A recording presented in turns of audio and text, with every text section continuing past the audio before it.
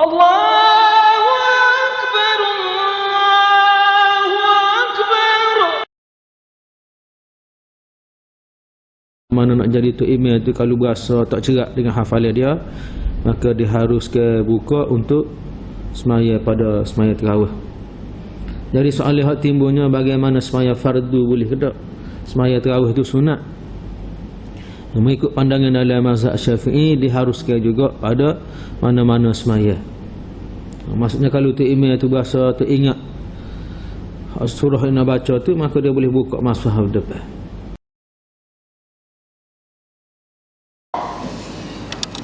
أعوذ بالله من الشيطان الرجيم بسم الله الرحمن الرحيم والصلاة والسلام على أشرف الأنبياء والمرسلين وعلى آله وأصحابه أجمعين أما بعد قال رب اشرح لي صدري ويسر لي أمري واحلل عقدة من لساني يفقهوا قولي وقال تعالى في القرآن الكريم وذكر فإن الذكرى تنفع المؤمنين وما خلقت الجن والإنس إلا ليعبدون ما أريد منهم من رزق وما أريد أن يطعمون إن الله هو الرزاق ذو القوة المتين.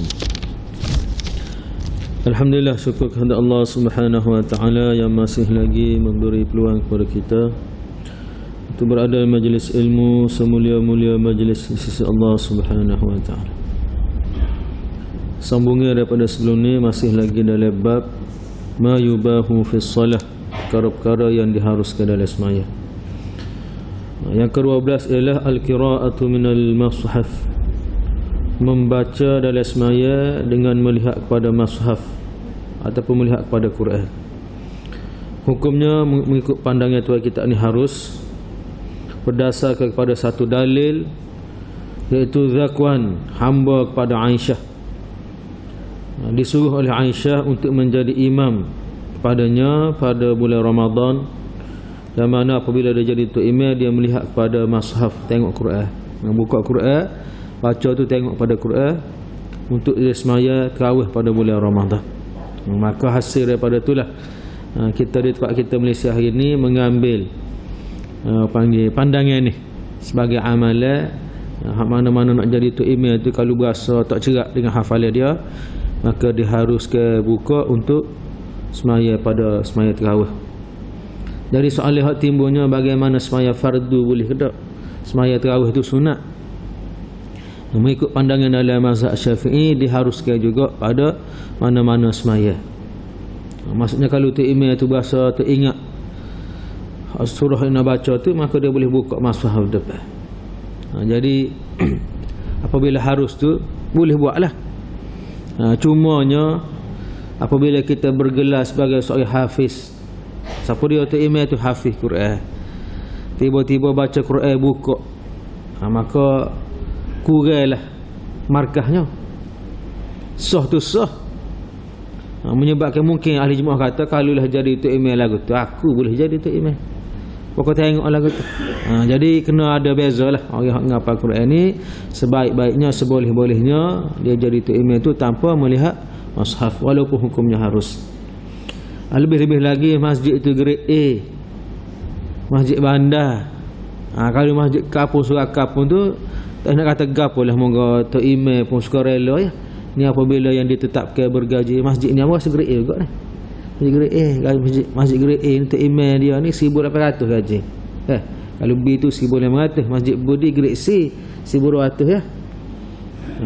Jadi apabila dilantik dengan satu tauliah adanya kelebihan lah dari sudut elaunya dan sebagainya, maka sepatutnya ada beza. Janganlah kita ni wak serupa dengan wak duduk kampung tu yang mana tidak ada apa-apa imbuhan. Jadi kena bersungguh sikit. Jadi orang hak jadi tok imam ni sebaik-baiknya dia tidak melihat mushaf. Berbeza dengan di Pakistan. Pakistan ni nak jadi tok imam tu wajib tak boleh tengok Quran. Sama ada semaya itu semaya fardu ataupun semaya tarawih. Kalau semaya tarawih jadi tok imam tengok Quran, dia hamba kata bohong betul. Dan kecaya lain yang tidak melihat mushaf. Waktu bapak dia ni semangat dalam bab ngapal Quran, Jadi dia buat beberapa peringkat. Ada masjid yang buat khatam dalam tempoh 10 hari. Semaya tahu 10 hari khatam apa? 10 hari pula khatam. Apa 10 hari pula khatam. 3 kali khatam dalam sebulan. Semaya tahu. Ada hak buat 3 hari khatam. Bahkan di rumah-rumah orang-orang kaya sana, hak rumah mewah, rumah besar ni, pitih ada, dia akan jemput pelajar-pelajar tahfiz tu mari jadi tu imam rumah dia. Masjid-masjid lah rumah dia panggil semua anak-anak dia kat jadi tu imam semaya untuk ahli keluarga dia. Sebab benda tu adalah merupakan satu kebanggaan bagi mereka. Boleh buat majlis semaya tarawih di rumah mereka, satu kebanggaan. Dia sanggup bayar. Kerana orang ni hak jenis sungguh siapa tak tu. Dan faktor yang ketiga ialah kerana terlalu ramai orang hafiz Quran di Pakistan. Budaya dia tu ngapa Quran kecil-kecil lagi, walaupun bukan niat nak jadi ustaz ke apa, tapi budaya masyarakat dia ni kecil-kecil semua atas madrasah ngapa Quran. Pergi sekolah rendah, balik pas pada asar tu mai ngapa Quran, siapa kau isyak pas balik lagu tu. Jadi benda-benda lagu ni boleh diterapkan dalam masyarakat kita lah. Ada sekolah tahfiz pak kita ni, kita ambil hak bahagian petang ya. Tak payah ngapa banyak. Kalau orang full time penuh masa tu ngapa semua kau sehari, kita ambillah 2 ayat sehari kan anak kita. Pergi ngapa 2 ayat sehari. Lama-lama habis 2 ayat sehari. Atau asalnya tak ada apa-apa tindakan, tak ada apa-apa perubahan, main waktu ayat tulah. Keluar Allah inna ataina. Siapa meneh puluh. Nasir, biar ada perubahan. 2 ayat sehari, 2 ayat sehari. Seorang sahabat Rasulullah SAW yang sangat masyhur, kalau lama sebut nama tu kenal belaka, Abu Hurairah. Tak ada orang tak kenal Abu Hurairah. Bunyi yang sebut hadis akan tubik nama Abu Hurairah. Dia nisbat dengan Nabi hanya 9 tahun saja. Pada tahun ke-4 Hijrah dia mari daripada Yaman masuk Islam. Sampailah Nabi wafat 9 tahun sahaja sempat dengan Nabi, tapi dia merupakan sahabat paling banyak menghafal hadis. 5374 hadis dia hafal. Ambo putera bagi 5374 hadis bagi dengan 9 tahun. Tubiklah setahun tu dia hafal 1000 hadis. 1000 hadis ni kalau bagi dengan 365 hari, sehari itu hanya 3 hadis sahaja. 3 hadis Allah mudahnya 3 hadis. Pertama sekali innamal a'malu binniyat. As-sabru inda sadmatil ulah. 2. Yang ketiganya la salata liman lam yaqra bi Fatihah. Ambil hadis pendek-pendek lah sudah. Boleh buat sebenarnya. Rokok boleh hisap sekotak hari habis. Bakal dengar apa hadis 3 patah tak boleh. Malu kita kepada Abu Hurairah yang mana dia hanya 9 tahun saja, tapi dia boleh menghafal 5374 hadis. Berapa dia sungguh. Abu Hurairah ni hidup dia dibagi 3. 24 jam bagi 3. Berapa jam jadi? 8 ke 3 24. 8 jam tu untuk menghafal Quran. 8 jam untuk hafal hadis, 8 jam lagi untuk hidup dia. 8 jam lah. Nak tidur kau nak pergi kerja ke apa, 8 jam nak tidur. Maksudnya dia tidur sikit ya. Tidur wajib-wajib. Lepas tu masa lain sama ada dia ngapa hadis ataupun dia ngapa Quran. Tak ada nak pergi buat kedai kopi, nak balah bab politik, nak rombok kabinet ke apa, tak ada. Percaya. Walaupun lagu tu dia bukan orang biasa. Rasulullah SAW pernah hatta Abu Hurairah ni pergi ke Bahrain untuk apa? Kutip jizyah. Kutip jizyah ni kutip cukai daripada orang kafir di Bahrain. Bahrain masa lagi. Masa lagi Bahrain. Bahrain ni duduk di Teluk Farsi. Alik ni Arab Saudi. Alik ni Qatar. Hak ni Iran. Atas tu Iraq, Kuwait. Dia duduk tengah-tengah pulau. Dia ni pulau. 3 pulau yang bergabung. 3 pulau besar bergabung jadilah Bahrain.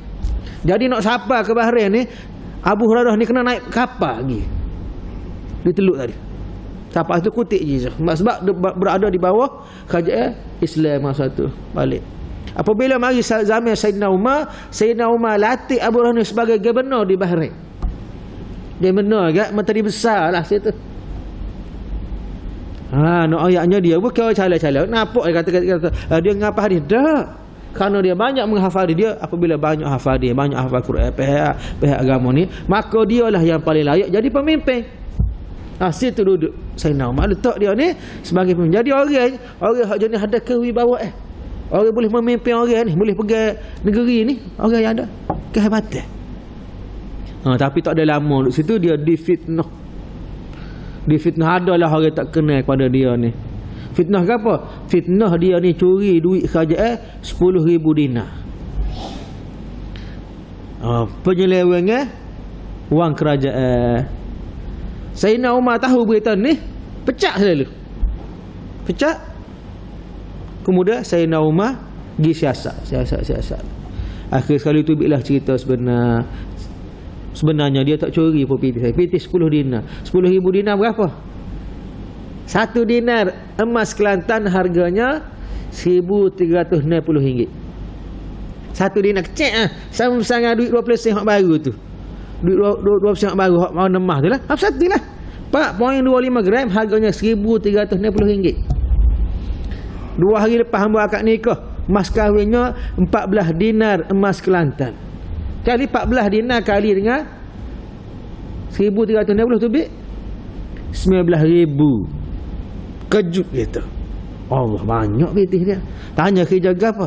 Dia kata kerja restoran ya. Waiter. Apa kata lipat dia ni. Cakap waiter 20,000. Mungkin dia ni anak kepada tokek restoran tadi. Cuma dia tak si tunjuk dia ni anak restoran. Dia tulis itu waiter. Kita boleh baca dah cakap. Orang kerja biasa 20,000. Lepas tu nikah siapa? Artinya engineer.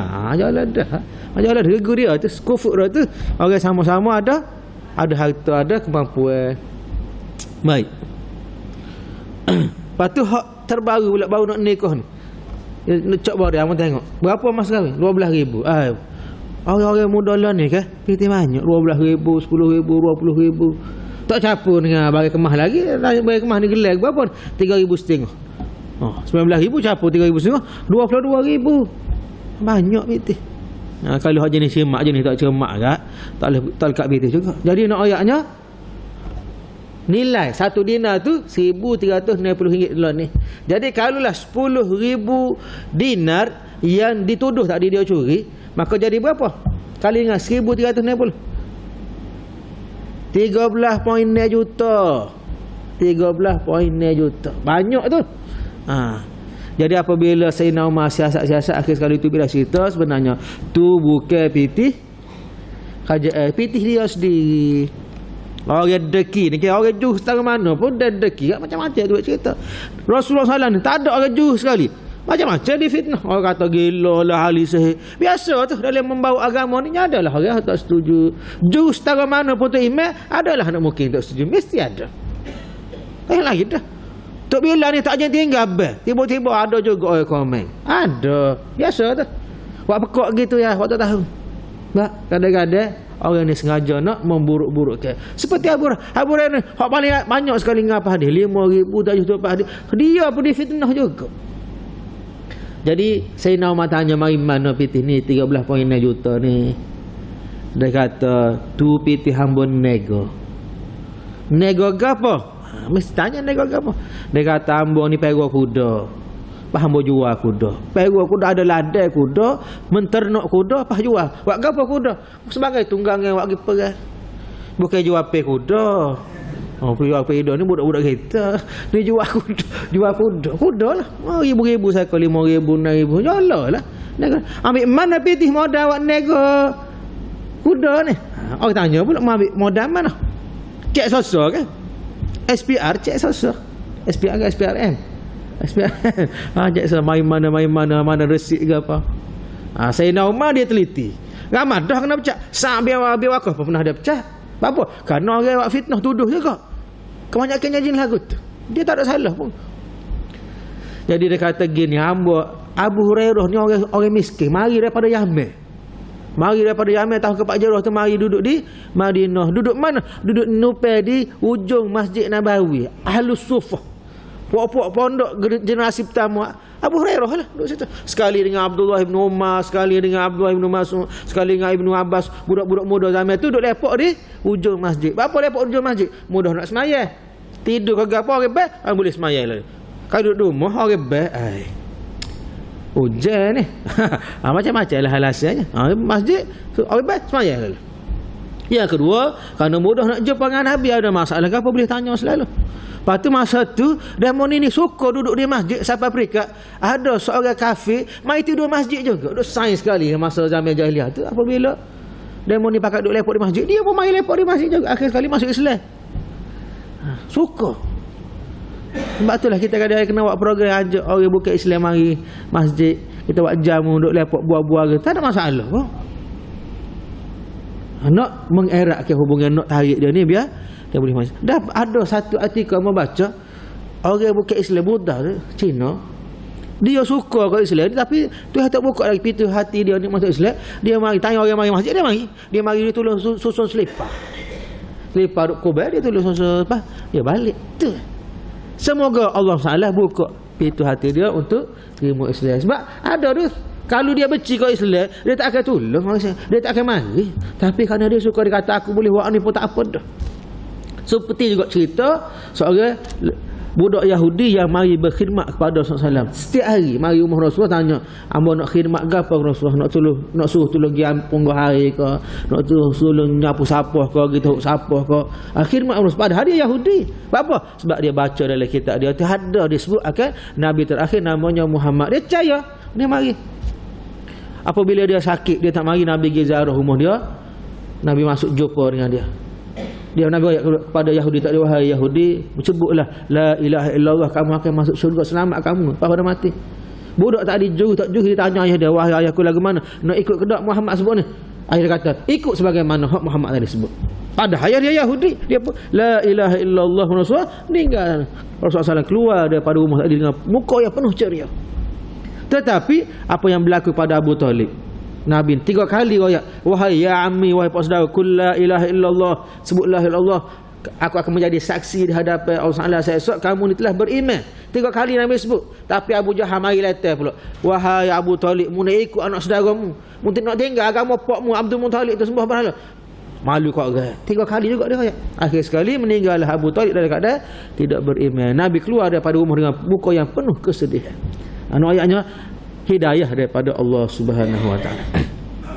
Baik, jadi katanya Abu Hurairah, "Pitih ambo ada ni ambo nego. Mari mana modalnya?" Salah. Sebab dia asal orang susah mari daripada Yaman. Biasanya orang daripada Yaman zaman Nabi ni orang susah-susah belakang mari duduk di Madinah. Ambil mana pitih agak-agak? Kerana Abu Hurairah ni duduk berakan dengan Nabi SAW. Ni tahu tu Nabi gimana dia pergi. Dia tolong bawa tukar Nabi, dia tolong bawa selipar Nabi. Gapo hak Nabi nak tu dia belakang nak ambil semaya. Nabi dia pergi ambil air wi kau Nabi semaya. Buat air semaya. Dia belakang. Belakang dengan Nabi sama. Maka adalah seorang lelaki di Madinah tu hak kenal dia, pada dia nak anak tu. Namanya Ghazwan. Dia tu tengok-tengok ramai-ramai ni hak ni kenal. Wakna tu suruh nikah dengan anak dia namanya Basirah binti Ghazwan. Nikah kawan tu. Kawan ni orang kaya di Madinah. Jadi dia tok tua ni belagu angin dengan natu ke. Ikut royak lah. Ambo mula-mula lagi min rutin ambo itu ke. Naik atas rumah. Tok tua pun tengok. Dia kata itanya. Tok tua rutin royak. Munak tu. Tu ayat kata apa? Biarlah dia ngaji pondok tu. Hafiz Quran tak apa. Jadi terima, tak apalah kata. Akih ngaji agama. Pas pada nikah hamba tanya rutin hamba. Ramai-ramai orang jatuh di Kelantan ni buat apa pilih hamba? Dia kata nak gua sama-sama tok laku dia kata. Pas hamba tanya boleh pada hamba masuk min ni. Ada ke orang lain hak masuk min? Ada dah dia kata. Ada seorang kita mari kata putih sepuh, pas kerja pegawai gaji mahal lah. Pas apa dia mau tak terimanya. Dia kata ayah kita tu masa duk buang dia, kopang bunyi. Dia kata biarlah dok pun kata natu kopang malu dia kata. Hitam tak apa dia kata jangan kopang. Itulah cerita. Jadi apabila tok tua ni belagu angin. Belagu angin apa? Kerana juruh dia tadi. Kerana Abu tak ada harta tapi kerana juruh. Supaya tempat kita ni kadang-kadang mari pelajar tahfiz ke jadi tu email sini suara sedap. Jadi ada kenal dia kata kenal budak ni. Muka pun comel apa pada tu suara sedap. Budak anak tu nikah dengan anak. Biasa tu. Kerana ada satu sifat yang dia kena. Maka betullah Abu Hurairah ni kerana dia ni duduk berakhir dengan Nabi SAW. Nabi ni sebaik-baik manusia, kalau duduk depek dengan Nabi kan, sebaik-baik sahabat lah. Padalah orang dia lah. Sebab itulah pentingnya kita ni mencari sahabat yang baik. Sebab kalau kita sign dengan orang jual pay kuda, kita jujur sangat semari Jumaat. Tapi kita duduk sign, duduk berakhir dengan duduk mari-mari. Orang kata apa? Itu email makan pay kuda juga. Jangan tu. Sebab apa? Sebab duduk berakhir dengan kawan. Jadi itu pentingnya kita cari orang yang sifat dia tu comel dia. Fal yanzur man yukhalilu. Nabi kata mu nak tengok seorang tu lagu mana perangai dia, mu tengoklah dia sign dengan siapa. Dia duduk rapat dengan siapa. Sebab dia akan memberi kesan pengaruh dari sudut attitude, dari sudut akhlak, dari sudut perangai tadi. Kerana kisah sign tadi lah. Begitu juga dengan pasangan. Kita kena cari pasangan yang boleh mengubah diri kita jadi lebih baik. Nabi sebut tunkahul mar'atu li arba'in, dikahwini, dipilih oleh perempuan itu untuk dijadikan sebagai isteri kerana 4 sifat. Pertama sekali li husniha wa jamaliha, kerana cantiknya, kerana comel dia. Apa kena dia tak comel, kapun ni dia paling comel sekali, maka dipilih untuk dikahwini. Yang keduanya li nasabiha, kerana keturunan yang baik-baik, keturunan orang yang hebat-hebat. Ni wan tengku dan sebagainya. Berasa nak buat isteri, ataupun keturunan sayyid, syarifah dan sebagainya. Ada nama, bukan nama saja, bahkan ada gelar-gelar kerana nasab dia. Maka dikahwini kerana nasab dia. Yang ketiga lima liha, kerana harta dia. Dia lah tidak comel mana, bukanlah keturunan orang hebat-hebat, tapi kerana harta dia banyak, orang kena juga.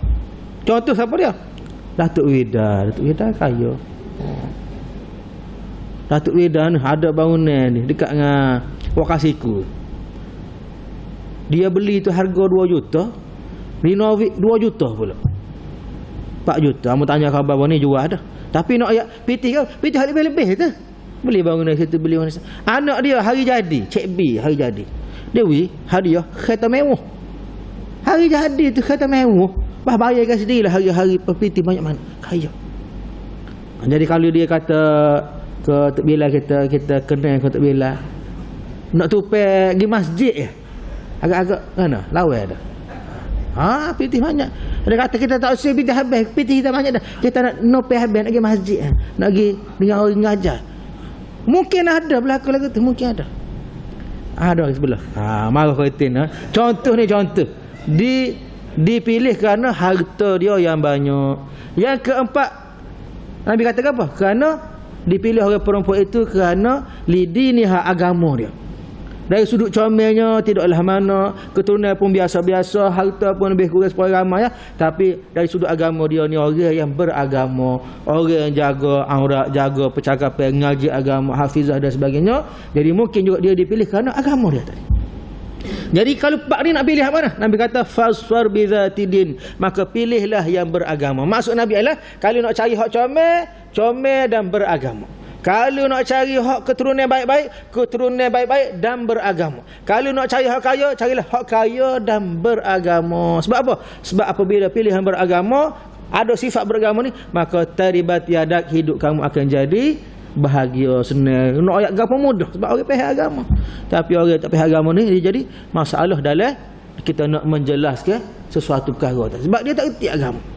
Kecuali sama-sama tak erti agama. Tok lelaki pun tak erti agama, bini pun tak. Tok lelaki rambut merah, pakai rata, pakai gelas, seluar pendek. Bini rambut merah, baju ketat, seluar ketat. Bahagia juga.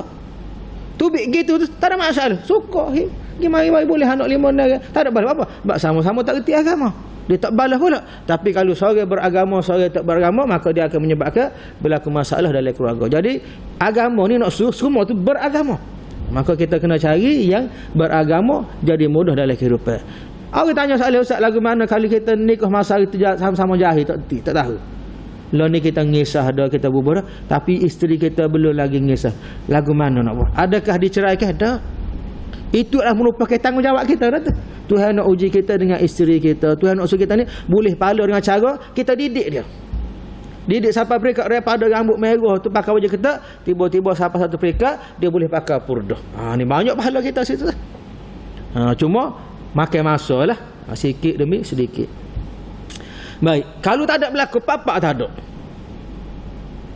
Comel pun tak, keturunan baik pun tak, harta pun tak ada, harta agama pun tak ada.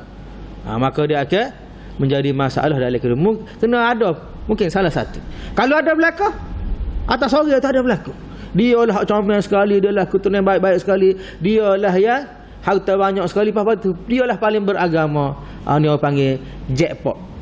Jackpot ke apa? Durian tu. Jarang-jarang lah jumpa lagu ni. Kalau bulan ni kan, senang-lenang dan kita ni berasa sangat-sangat bahagia hidup atas dunia. Sebab Nabi sebut 3 perkara kalau kamu dapat atas dunia, kamu akan bahagia. Pertama sekali, rumah yang selesa, kenderaan yang selesa, dan ketiganya isteri yang soleh. Ada 3 perkara ni berasa tenang jiwa, berasa mudah kehidupan tadi. Jadi Abu Hurairah ni telah berkahwin dengan isterinya Bisrah binti Ghazwan. Hasil daripada itulah Allah SWT beri kepadanya kesenangan dalam hidup. Tetapi walaupun dia jadi kaya masa tu, dia tetap juga hidup sederhana. Dia tidak menunjuk-nunjuk, tidak agah dah. Dia suka buat kebajikan, dia suka tolong orang. Bahkan dia sebut dalam sejarah hidup dia ni pernah buat rumah untuk pekerja-pekerja dia. Hak kerja jaga ladang dia, kuda dia ni kan, dia buat rumah sebutir seorang.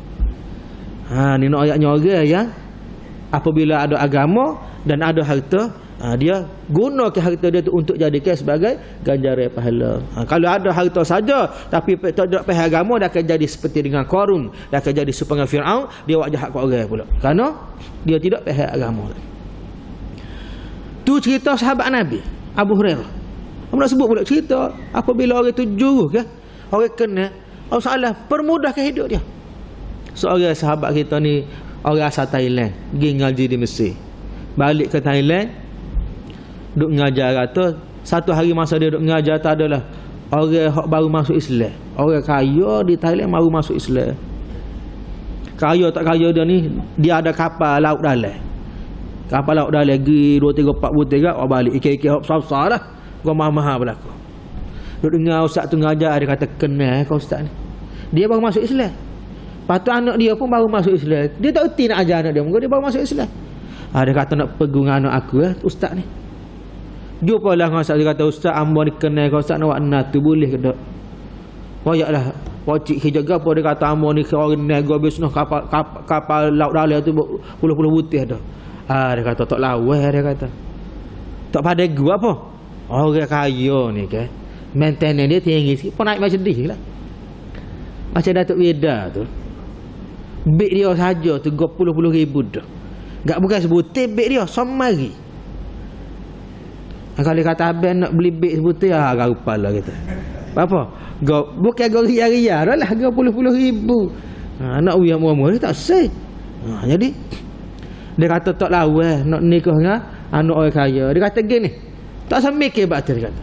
Lah ni aku nak nikahkan mu dengan anak aku, mas kahwinnya lah mu ajar anak aku agama sampai pandai. Aku nak tupeh tu ya.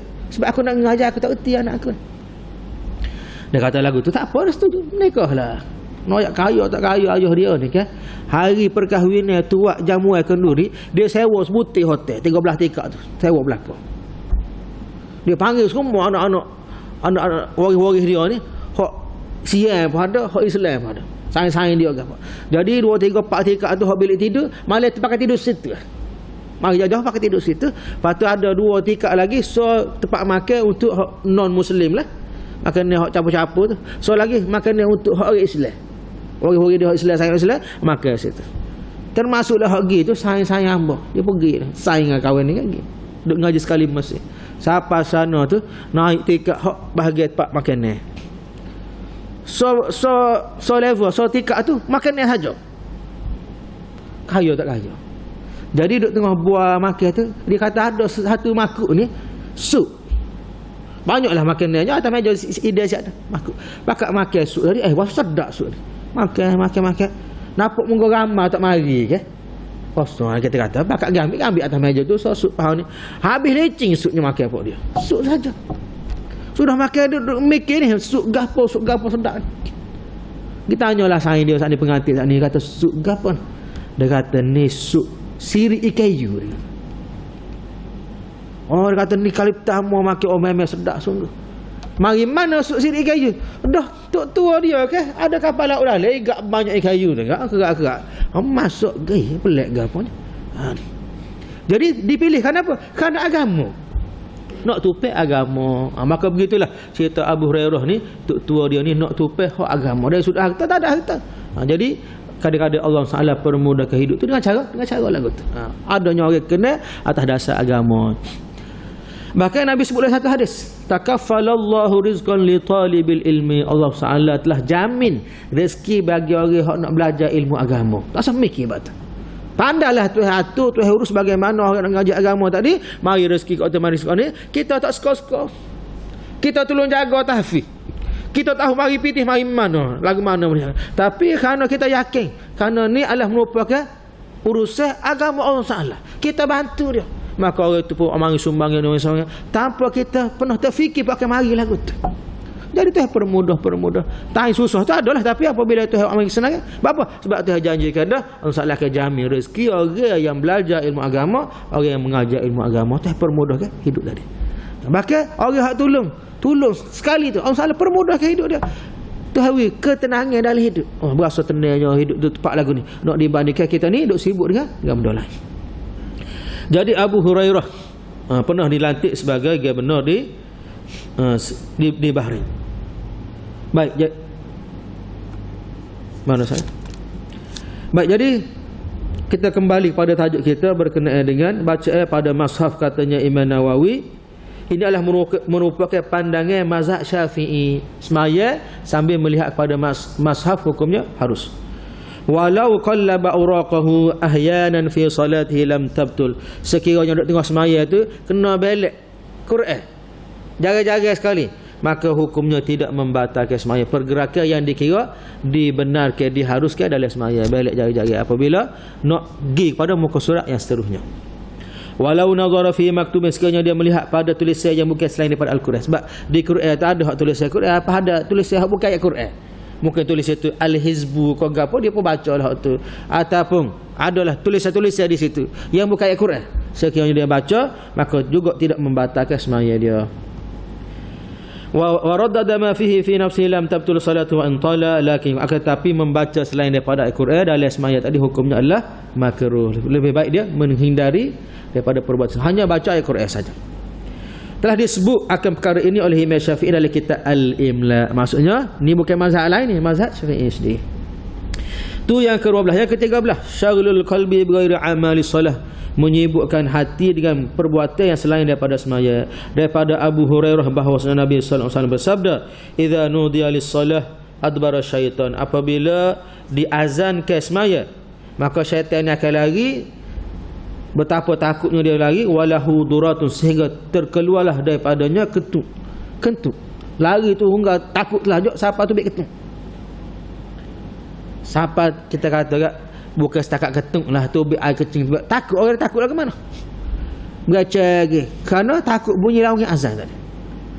So yang keduanya hatta la yasma, sehingga dia lari siapa mana? Sehingga dia tak dengar azan. Gak kalau azan tu 100 orang dia lari. Tak ada tempat dah, duduk lari hingga pergi untuk dia tak sih dengar azan dah. Fa idza qudiya al-azan, apabila selesai dilakukan azan, akbar dia pun mari semula. Nak kacam mana dia mari situ. Fa idza thuwiba, apabila diiqamatkan, Allahu akbar asyhadu an la ilaha, dia pun lari semula. Fa idza qudiya at-taswib, apabila selesai iqamah, akbar dia pun mari semula hatta yakhtura bainal mar'i wa nafsihi, sehingga dia masuk dalam soh-soh semaya tadi, dia mengganggu, mendatangkan gangguan-gangguan dalam hati manusia dengan menyebut uzkur kadza wa kadza, ingatlah kamu perkara sekian-sekian, lima lam yakun yazkuru hatta yazul, sedangkan benda tu dia tak ingat pun masa dia akad takbir. Lepas pada akad takbir mari mikir macam-macam. Orang hak lapar dia mikir ke apa? Lepas ni nak pergi makan mi goreng mamak ke nasi goreng mana? Kedai mana sedap, nak ajak siapa? Orang-orang lapar. Sebab tu Nabi ajar kalau lapar sangat, pergi makan dulu, mari sembahyang. Supaya setan tak kacau. Nak kacau ke apa? Bak makan muka kita makan kenyang dah.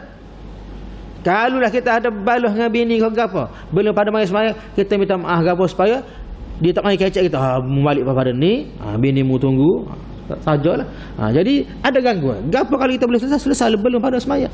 Supaya kita mari dalam keadaan semaya, dalam keadaan hati kita khusyuk. Kalau berasa nak berok, nak kecil, nak ketuk ke apa, selesai lu. Jangan semaya dalam keadaan menahan kecing berok, jangan. Sebab apa? Sebab dia boleh mengganggu semaya. Keduanya syaitan kata, kalau mu tak pergi berok selalu, biar macam-macam lah gangguan tadi, kerana dia boleh jadi ke asbab untuk ganggu kita. Jadi kalau boleh Nabi kata di antara tanda kefakihan, tanda pehanya seorang itu dalam beribadah, dia akan mendahulukan qada hajat sebelum daripada semaya, supaya semayanya dalam keadaan khusyuk. Lima lam yakun yadhkur, sedangkan benda tu dia tidak teringat pun sebelum daripada semaya, hatta sehinggalah yadhillar rajulu, lelaki yang semaya tadi la yadri kam salla, duk kena kaca ke syaitan ni, siapa dia tak ingat berapa rakaat dah dia semaya. Ni khususnya semaya mana ni? Apabila jadi tu imam ataupun semaya seseorang. Tu imam dia mai kaca. Siapa tu imam tu ingat 2 rakaat kau 3 rakaat. Makmum beres sebab apa? Makmum ikut tu imam lah. Jadi dia ingat apa tak ingat tak ada masalah. Tu pentingnya semaya berjemaah ni. Kita letak kutin. Cuma tu imam tu dia sendiri dia kena fokus. Semaya dia tu dia kena janganlah diganggu oleh syaitan. Kalau diganggu juga maka dia cepat-cepat dia kembali semula kepada semaya dia tadi. Dan ada satu hadis yang Nabi sebut, apabila seorang itu tengah semaya tiba-tiba mari gangguan-gangguan, dia pun mari sedar syaitan ni, maka hendaklah dia meludah ke sebelah kirinya. Bukan ludah tu dengan ludah hailio dak, buat lolok lah gitu, supaya syaitan tu lagi tidak ganggu dia. Kalau dia buat lagu tu, insya-Allah Tuhan akan jaga dia daripada gangguan syaitan. Sebab syaitan ni dia akan berasa hina apabila buat lagu tu kepada dia. Bukan alik kanan, alik kiri. Buat lolok supaya nak ludah, tapi tidak tubik sesuatu lah. Hanya perbuatan saja. Lagu tu. 3 kali. Itu salah satu cara. Fa illam yadri, sehinggalah apabila dia tidak sedar adakah dia semaya itu 3 rakaat ataupun 4 rakaat kerana diganggu oleh syaitan, maka apabila siapa lagu tu 3 rakaat ke 4 rakaat, 3 rakaat 4 rakaat, maka dia ambillah hak paling sikit 3 rakaat, kemudian dia tambahlah satu lagi cukup 4. Lepas pada tu belum pada wisalah, hendaklah dia melakukan sujud sawi 2 kali sujud. Disebut oleh Imam Bukhari dan Imam Muslim. Katanya Imam Bukhari, berkatanya Umar, inni la ajhazu jaishi wa ana fi shalah. Pernah sekali Sayyidina Umar ni duk tengok semaya, duk mikir ke tentera hak di atas tu. Maka hati dia duk kecek, mungkin kau ni dalam keadaan semaya. Itu panggil lintasan-lintasan yang dibawa oleh syaitan tadi.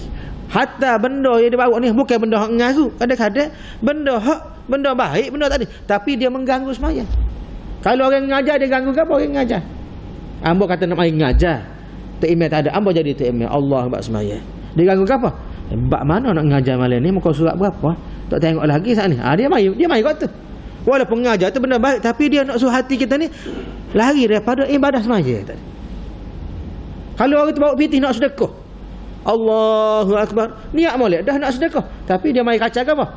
Nak sedekah ke siapa? Dia ada mikir tu. Ada 3-4 orang tu nak ni nak berapa ya, ni berapa ya. Walaupun benda baik, tapi dia jadikan satu asbab, satu benda untuk dia lalaikan kita daripada semaya. Apa tak lagi benda tu tak comel.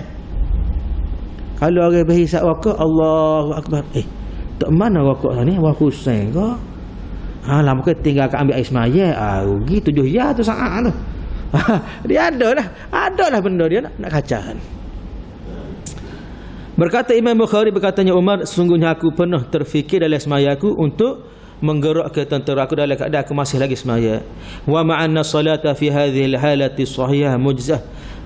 Tu maka tu kita nak kata walaupun dalam keadaan lagu tu semaya dia dikira tetap juga sah dan diberi ganjaran pahala. Kerana sepatutnya bagi orang yang semaya, dia menghadapkan hatinya 100% kepada Allah SWT dan menjauhkan hatinya daripada perkara-perkara yang menyibukkan dia berfikir kepada benda-benda yang lain. Sepatutnya dia mikir kepada ayat-ayat Quran yang dia baca dan juga memahami ayat Quran tersebut.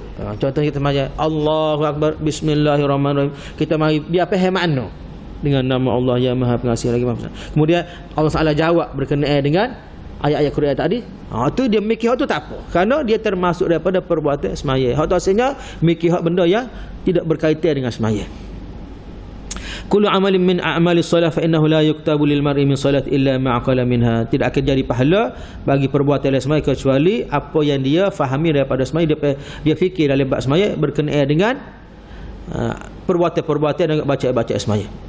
Daripada Abu Daud, daripada Nasai Ibnu Hibban, daripada Ammar bin Yasir katanya, aku mendengar Rasulullah SAW bersabda, sesungguhnya seorang lelaki la yang sarifu wa ma kutiba lahu illa usyuru salat. Ni cerita orang hak lala dalam sembahyang duk koyak. Pertama sekali syaitan sat ni. Yang kedua dia sendiri duk ngoyak. Dia berhingoyak dalam sembahyang, dia duk ngoyak. Maka Nabi kata, ada di antara orang semaya ni dia hanya mendapat usyuru salati, 1/10 daripada semaya dia. 1/10. Kalau pahala tu 27 darjat, maka boleh 2.7 lah, 1/10. Kalau dia semaya sore, semaya fardu dan semaya sore, 1 pahala. Lepas tu 1/10 0.1 lah, sikit sangat. Kerana lara dalam semaya. Dan ada Nabi sebut yang mendapat tus'uha 1/9, ada yang mendapat thumunuha 1/8, ada yang mendapat subu'uha 1/7, ada 1/6, ada 1/5, ada 1/4, ada 1/3, dan ada yang dapat separuh daripada semaya dia. Kerana gangguan dalam semaya. Jadi kalau boleh kat kita ni semaya ni, biar kita fokus pada apa yang kita baca dalam semaya. Warawal Badzar, daripada Ibnu Abbas katanya Rasulullah SAW bersabda, Allah Taala berfirman, innama ataqabbalu salata mimman tawaddu'a biha li'azmati. Sesungguhnya aku menerima semaya orang hak tawaduk dalam semaya dengan memikirkan keagungan aku. Masa semaya tu kita mikir pada ayat kita baca tu akan mendatangkan keagungan Allah. Bismillahirrahmanirrahim. Ar-Rahman Ar-Rahim tu sifat Allah lah. Keagungan Allah. Mikir hak tu. Allah yang Maha Pengasih lagi Maha Penyayang. Baca ayat Quran kita fikir faham ke ayat Quran tadi. Walam yastadhilla biha ala khalqi. Sifat yang kedua, Allah terima semaya dia, orang yang tidak sombong terhadap hamba-hamba Allah lain. Hidup atas dunia tu hewi nikmat banyak mana pun dia tidak sombong dengan orang lain. Tu yang kedua menyebabkan Tuhan terima semaya dia. Yang ketiga, walam yabit musiran ala ma'siyati, orang yang tidur dia waktu malam tidak dengan melakukan maksiat. Tidur dalam keadaan dia ni sudah hari dia pada hari tersebut, malam tu nak tidur dengan melakukan ibadah ataupun ketaatan. Sebab tu Nabi ajar bila pada tidur ni baca ayat-ayat Quran, baca surah Al-Mulk, baca zikir, taubat, astagfirullahalazim wa atubu ilaih 100 kali dan sebagainya. Kita sudah hidup kita tu dengan belum pada tidur dengan ibadah. Orang ni Tuhan akan terima semaya dia. Yang keempatnya, waqata'an nahara fi dzikri, yang menghabiskan siang hari dia dengan mengingati Allah Subhanahu taala. Wa khija kau agapa dia tidak lalai daripada ibadah semaya 5 waktu, semaya Jumaat dia tak tinggal. Maka orang ni termasuk orang yang Tuhan terima semaya dia. Yang kelimanya, wa rahimal miskina wa ibnas sabil wal armalah. Orang yang kasih belah, tolong orang miskin, tolong orang ibnu sabil, orang pelajar musafir, wal armalah, orang-orang yang kematian suami hak hidup susah. Armalah ni janda, anak ramah, lepas tu hidup susah pula. Sebab ada janda tok laki dia mati tu boleh pecing 10,000 5,000. Jadi hak tu kuranglah dia punya susah. Tapi ada orang tok laki dia kerja rumah mati, tiba-tiba meninggal. Pas rumah pula rumah sewa, pas anak 5 orang, mutu ada sebutir. Nak boleh ke pagi-pagi nak atas anak ke? Atas waktu atas pas nak pergi atas kuih lagi. Dia belaka. Cari makan pun dia, cara anak sekolah pun dia, semua dah tadi dia belaka. Maka hak inilah yang patut kita tolong. Kalau orang tu Nabi sebut dalam hadis ni, orang tu tolong armalah, janda-janda orang yang kematian suami ni, tolong tu ada banyak cara lah. Nak nikah dia pun tak ada masalah. Tolong tu sekali dengan dia, sekali dengan anak-anak. Tak ada masalah kalau mampu. Kalau berasa tak mampu lagu takut balas dengan bini pula, bagilah berah kau jara-jara ayah kau pitih belanja sekolah. Kalau tapi pergi tu pergi dengan bawa bini lah, pergi sore-sore. Bini kata gua no acak gelah waktu tu. Jadi tolong orang miskin, tolong orang susah. Wa rahimal musad, dan juga tolong orang yang ditimpa musibah. Ada orang ni sakit kena buat dialisis 3 kali seminggu dialisis ni. Minggu lepas baru baca khutbah tu pemindahan organ. Salah satu penyakit yang paling banyak di Malaysia kita ialah buah pinggang rosak, kena terpaksa buat dialisis. Dialisis ni 3 kali seminggu. Sekali pergi dialisis ni RM300, 3 kali pergi RM900. Lepas kena pergi Start daripada mula-mula dialisis sampai ke mati kena pergi. Seminggu 900, sebulan berapa? 3,600. Bahkan ni pun pitih pun tak ada. Maka ada orang hak bantu, maik bantu tolong bayar. Tolong bayar untuk rawatan dialisis. Boleh pergi buat dialisis. Cuma nak pergi tu daripada rumah dia nak pergi ke tempat dialisis. Sebab kadang-kadang tempat tu jauh. Nak kau pitih nambah ke apa. Lepas pada tu pergi tu nak makan. Maka hak itulah kita tolong siapa masjid-masjid kalau ada mai Tok Imam ada kau pitih hamba ni nak pergi dialisis, marilah 200 ya untuk bulan ni. Kita bilah 200 ya. Kerana itu sumbangan daripada orang ramai untuk kita gunakan kepada kebajikan tadi. Salah satunya. Awak tahu dia. Sebab dia sendiri tak ada pendapatan. Majlis wi pun mungkin 900-700 tahun. Tu awak makan lah ya. Kadang-kadang tu pun tak cukup 900 tahun. 900 bulan pun tak cukup apa lagi 900 tahun. Jadi pakat-pakat tolonglah. Ni orang-orang susah lagi. Boleh. Zalika. Kalau dia boleh buat nekara ni, maka tersebut zalik itulah cahaya yang dia dapat seperti cahaya matahari. Aklauhu bi'izzati, dan aku akan jaganya dengan keagunganku. Wa astahfizuhu malaikati, dan aku suruh malaikat aku jaga dia. Aj'al lahu fi zulmati, aku akan jadikan baginya cahaya dalam kegelapan dan kesopanan dalam kejahilan, dan perumpamaannya fi khalqi, pada sekalian makhluk aku seperti syurga Firdaus nak dibandingkan dengan syurga-syurga yang lain. Jadi kalau lain semaya ni kita kena jaga molek, kerana salah satu daripada tu sebut ialah kelebihan jaga apa dia? Kelebihan seperti dia tu, orang jaga semaya dalam semaya ni, dalam ibadah dia dalam semaya dia ni, jaga khusyuk dia seperti dia ni pada pandangan Allah seperti syurga Firdaus nak dibandingkan dengan syurga-syurga yang lain. Jadi kalau boleh kita usahalah molek, kena jaga sama semaya kita, sebab dia punya cabaran gangguan tu dia tukar sama. Hari ni kita ni masalah lain, esok masalah lain pula. Jadi setiap kali kita nak semaya, kita betul niat kita molek, kita niat dalam hati kita ni, kalau aku semaya hari ni semaya gorik semaya so ni, jangan wilah Allah Taala janganlah wi aku ni jadi lara dalam semaya, janganlah aku ni duk mikir bab hal lain, jangan. Semoga aku dapat kekal khusyuk start daripada awal semaya sehinggalah selesai semaya, insya-Allah. Jadi puasa setakat itulah hari ni apa yang baik daripada Allah, apa yang kurang daripada kelemahan asli. Aktafi bihadzal qadar. Wabillahi taufiq. Assalamualaikum warahmatullahi wabarakatuh. Wallahu a'lam.